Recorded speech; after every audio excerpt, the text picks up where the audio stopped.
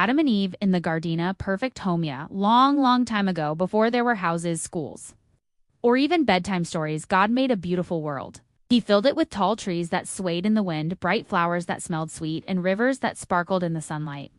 Birds chirped in the sky, fish splashed in the water, and all kinds of animals roamed the land.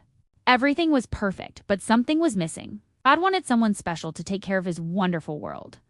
So, he made the first man, Adam. Adam lived in a beautiful garden called Eden. There were juicy fruits to eat, soft grass to run on, and animals to befriend.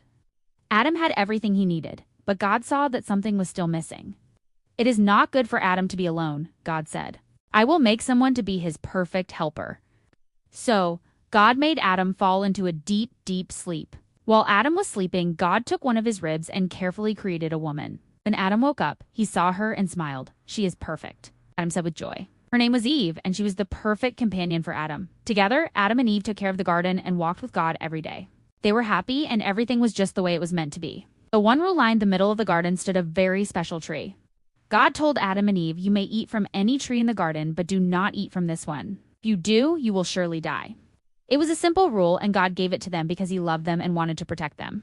For a while, Adam and Eve were happy and obeyed God. But one day, a sneaky serpent slithered up to Eve and whispered, "Did God really say you can't eat from this tree? It's good for you. It will make you wise." Eve looked at the fruit. It did look tasty. She thought for a moment, then took a bite. Then she gave some to Adam, and he ate it too.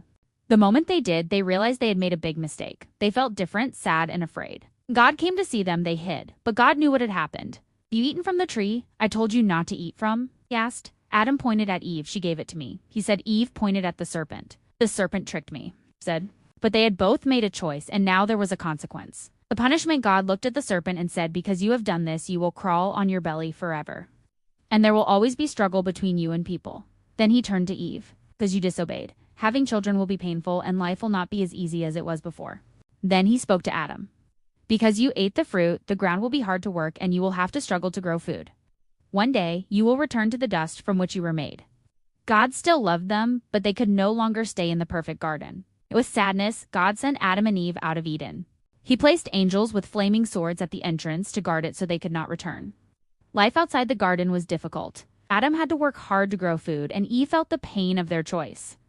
But even though things had changed, God had not stopped loving them. He made them clothes to keep them warm, and promised that one day he would send a special savior to bring people back to him. Even when we make mistakes, God still loves us. He has a plan for us just like he had a plan for Adam and Eve.